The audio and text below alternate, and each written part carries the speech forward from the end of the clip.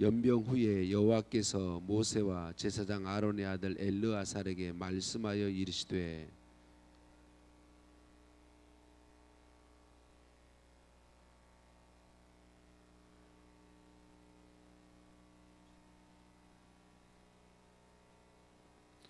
모세와 제사장 엘르아살이 여리고 맞은편 요단과 모압 평지에서 그들에게 전하여 이르되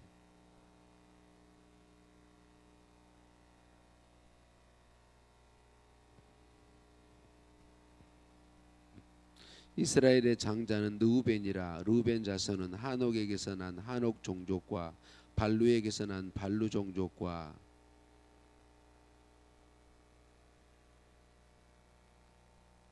이는 르우벤 종족들이라. 계수된 자가 43,730명이었더라. 엘리압의 아들은 느무엘과 다단과 아비람이라. 이 다단과 아비람은 회중 가운데서 부름을 받은 자들이니 고라의 무리에 들어가서 모세와 아론을 거슬러 여호와께 반역할 때에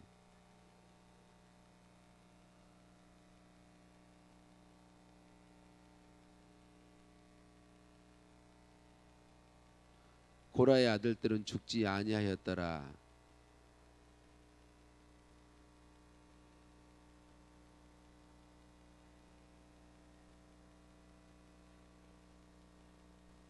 세라에게서 난 세라 종족과 사울에게서 난 사울 종족이라.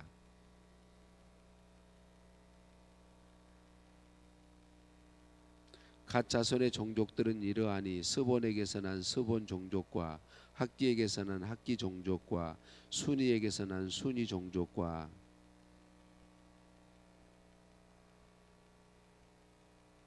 아롯에게서 난 아롯 종족과 아렐리에게서 난 아렐리 종족이라.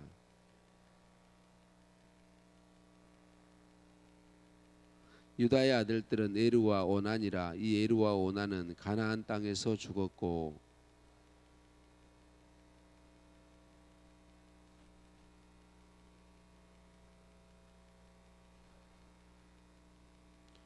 또 베레스 자손은 이러하니 헤스론에게서 난 헤스론 종족과 하물에게서 난 하물 종족이라.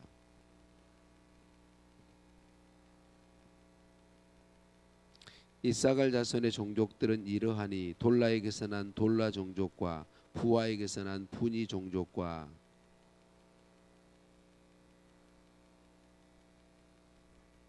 이는 이사갈 종족들이니 계수된 자가 64,300명이었더라.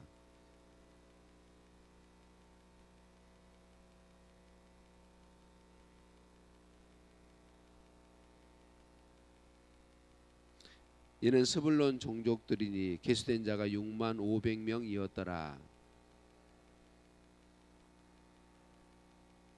므낫세의 자손 중 마길에게서 난 자손은 마길 종족이라. 마길이 길르앗을 낳았고 길르앗에게서 난 자손은 길르앗 종족이라.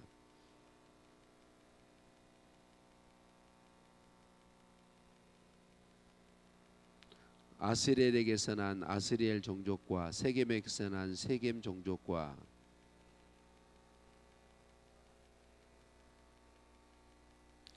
헤벨의 아들 슬로브앗은 아들이 없고 딸뿐이라. 그 딸들의 이름은 말라와 노아와 호글라와 밀가와 디르사니.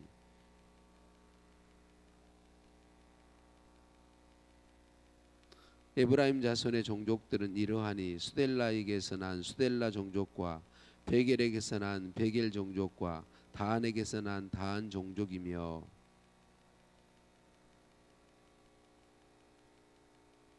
이는 에브라임 자손의 종족들이니 계수된 자가 32,500명이라.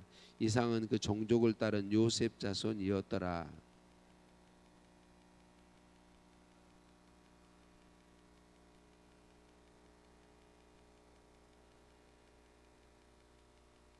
스부밤에게서 난 스부밤 종족과 후밤에게서 난 후밤 종족이며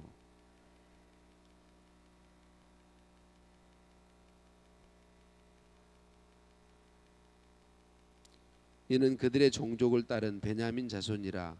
계수된 자가 45,600명이었더라.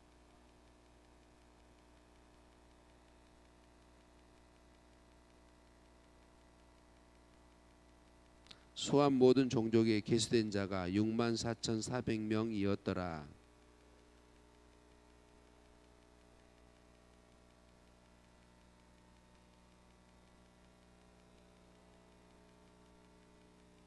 브리아의 자손 중 헤벨에게서 난 헤벨 종족과 말기엘에게서 난 말기엘 종족이며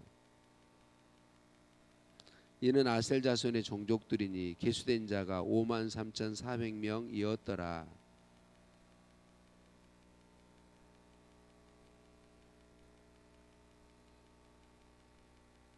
예셀에게서 난 예셀 종족과 살렘에게서 난 실렘 종족이라.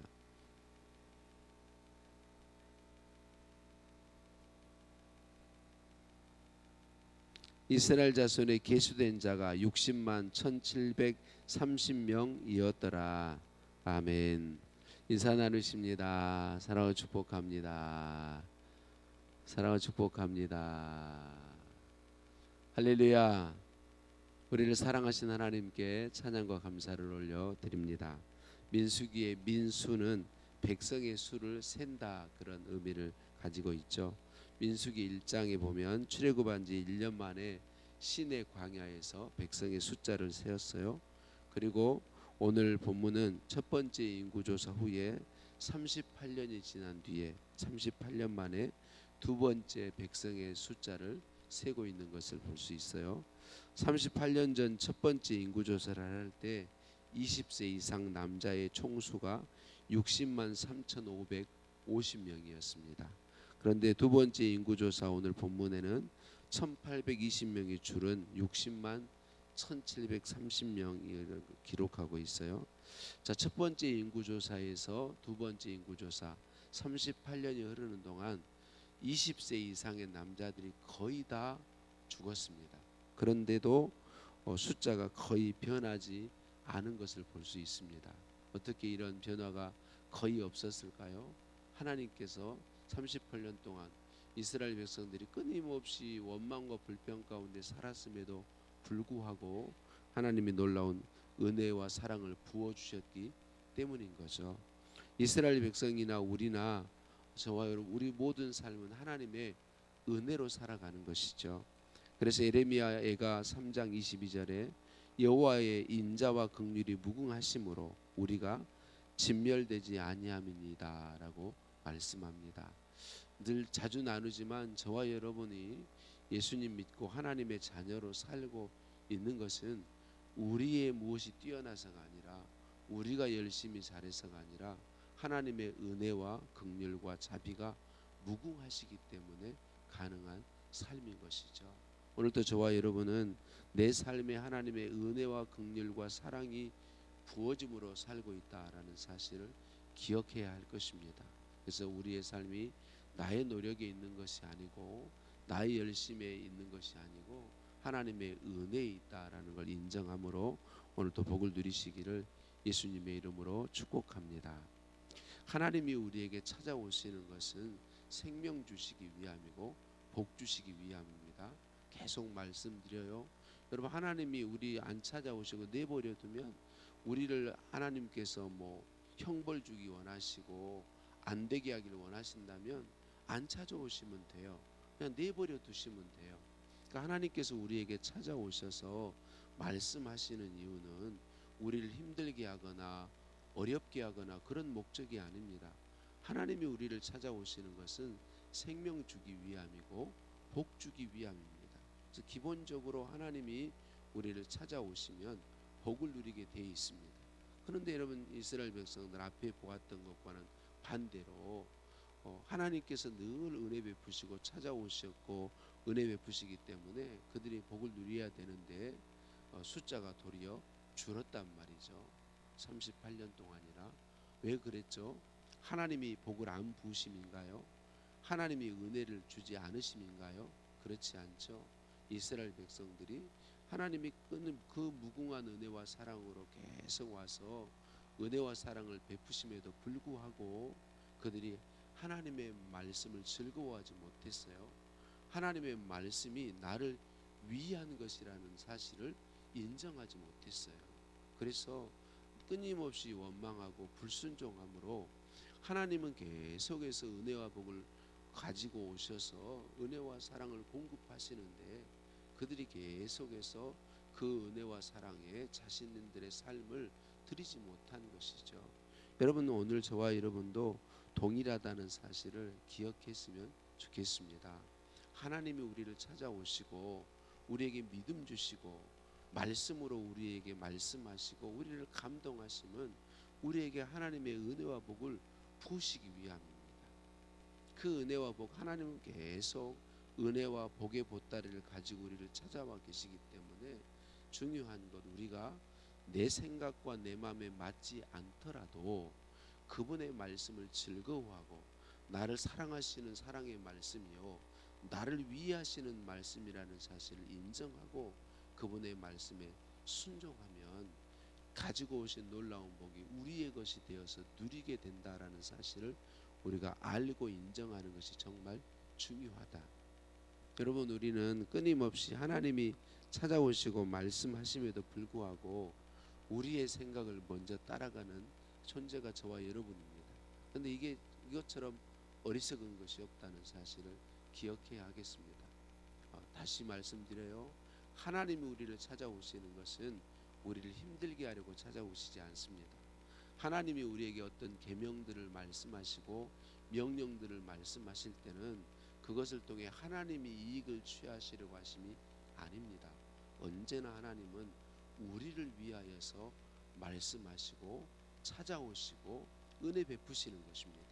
그래서 내 생각과 조금 다르더라도 내가 좋아하는 것이 아니더라도 하나님의 말씀이 확실하다면 하나님의 뜻이 분명하다면 그 뜻에 그 말씀에 순종의 길로 나아가면 하나님이 약속하신 복을 누리게 되어 있다는 거죠. 우리가 잘 알죠. 이삭이 그가 가나안 땅에 살고 있을 때 흉년이 들었어요. 도저히 그 땅에 살 수 없는 상황이에요. 기근이 들어서. 그때 하나님께서 이 이삭이 살기 좋은 애굽 땅으로 내려갈 마음이 있을 때에 하나님이 찾아오셔서 이삭아 이 땅에 그대로 살아라 그렇게 말씀하죠. 그대로 살아라. 아니 그 땅에 사는 건 살기 너무 어려운데 기근이 들어서 견디기 어려운데 하나님께서 이 땅에 살아라 그렇게 말씀하시죠. 이삭이 힘들지만 어렵지만 순종해서 그 살기 힘든 기근이 심한 그 땅에 그대로 머물러 있습니다. 하나님께서 약속하신 대로 이삭에게 그 한 해에 100배의 소출을 거두게 하셨다. 평소에 거두던 소출의 100배를 거두게 하셨다. 그리고 거부가 되게 하셨고 그곳에서 인정받는 사람으로 세워주시는 것이죠. 여러분, 이삭의 입장에서 저와 여러분들이 이런 하나님의 명령을 받을 때 이삭이 그 명령을 받을 때 이렇게 생각이 쉬운 거죠. 하나님 나를 고생시키시려고 왜 나만 이렇게 힘들게 하시고 우리 아버지 때는 더 저기 애굽으로 갔는데 왜 나는 여기 있으라고 그러시는지 이렇게 생각이 쉽단 말이죠. 저와 여러분이 하나님의 뜻 하나님의 말씀을 받을 때에 이렇게 생각이 쉬워요. 왜 하나님 저에게만 이렇게 헌신을 요구하시고 저에게만 이런 순종과 섬김을 요구하시나요? 이렇게 생각이 쉽습니다. 근데 하나님이 우리에게 말씀하시는 것은 말씀하신 대로 우리를 힘들게 하거나 어렵게 하기 위함이 아니다. 하나님은 언제나 우리에게 생명 주시기 원하시고 하나님의 복을 부으시기 원하시고 하나님의 약속 안에서 놀라운 상을 받아 누리게 하기를 원하신다. 그러니까 광야에서 38년 동안 하나님이 계속 함께 하시면서 찾아오시고 말씀하시고 인도하신 모든 삶이 이런 목적 가운데 인도하셨는데 안타깝게도 이스라엘 백성들은 거의 매번 원망과 불평과 탄식과 불순종과 거역과 대적으로 하나님 앞에 섰단 말이죠. 그러니까 38년 동안 번성해야 될 그들이 수없이 많이 번성하지 못하고 하나님의 은혜로 겨우 숫자를 유지하는 정도에 머무르게 되었다라고 하는 것이죠. 사랑하는 성도님들, 말씀을 마칩니다. 오늘 새벽에 하나님은 여전히 저와 여러분에게 무궁하신 긍휼과 자비와 은혜로 찾아와 계시고 임하여 계신 줄로 믿습니다. 우리의 삶에서 어떤 일을 만나든지 하나님의 뜻이 무엇인지 물으시고 그 뜻이 오늘 이게 하나님의 뜻인 것 같다고 분별될 때에 그것이 내 마음에 맞든지 맞지 않든지 내 생각에 내게 이익이 되든지 되지 않든지 나를 사랑하셔서 나를 위해 찾아오시고 말씀하신다는 사실을 저와 여러분이 믿고 하나님의 뜻에 순종하기를 힘쓰는 우리들 되었으면 좋겠습니다. 순종하도록 은혜 베푸시는 주님께 찬양과 감사를 올려 드립니다. 하나님 아버지 감사합니다. 인자와 긍휼이 무궁하셔서 광야 이스라엘 백성에게 은혜와 긍휼을 베푸심으로 그들이 38년 동안 수없이 20세 이상의 남자들이 다 죽게 되지만 그럼에도 그 민족의 숫자가 유지되게 한 것을 통하여 하나님의 은혜와 긍휼 지금도 부어지고 있는 은혜와 사랑을 생각하게 하시니 감사합니다. 하나님 지금 나에게도 동일한 은혜와 사랑으로 오늘 내 삶의 현장에서 나와 함께 하시면서 부어주고 계시다고 말씀해 주시니 감사합니다.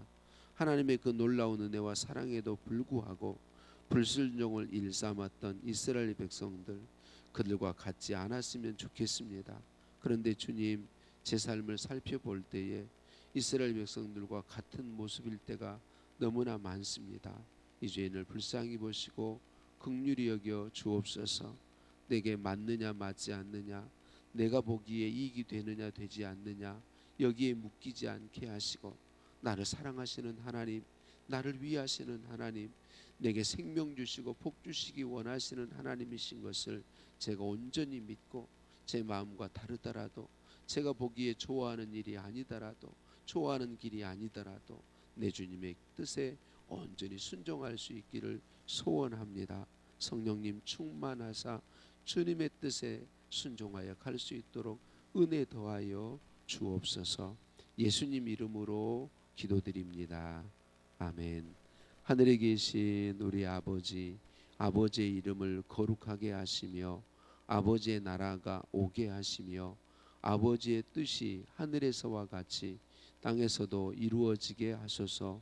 오늘 우리에게 일용할 양식을 주시고 우리가 우리에게 잘못한 사람을 용서해 준 것 같이 우리 죄를 용서하여 주시고 우리를 시험에 빠지지 않게 하시고 악에서 구하소서. 나라와 권능과 영광이 영원히 아버지의 것입니다. 아멘. 오늘도 합심해서 함께 기도하실 때 주신 말씀 붙잡고 기도하시겠습니다. 오늘 목요일입니다. 우리 통영감찰에 속한 교회와 교역자와 성도들을 위해 기도해 주시고 이웃하고 있는 바른 교회들의 부흥을 위해서 함께 기도하시겠고 5월 가정의 달을 보내고 있습니다. 가족들을 위해서 기도하시겠습니다. 또 환우들의 치유를 위해 기도해 주시고 나라와 민족을 위해 기도하는 것 중요함을 아시지요. 또 우리 청소년교회 친구 초청잔치 내일 모레입니다. 많이 기도해 주시고 함께 해 주시기 바랍니다. 함께 기도합니다.